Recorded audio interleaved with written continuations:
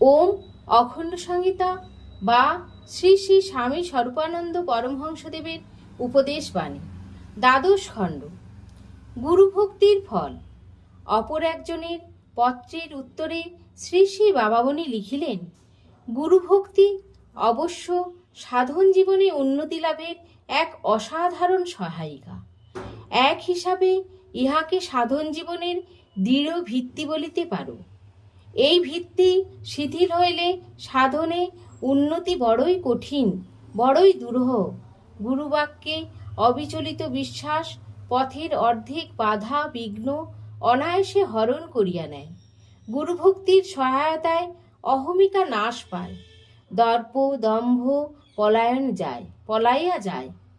চরিত্র নম্র কোমল ও মধুর হয়, ইহা অবশ্য স্বীকার্য সত্য।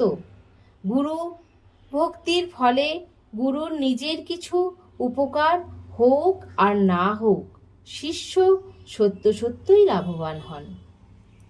জয় গুরু।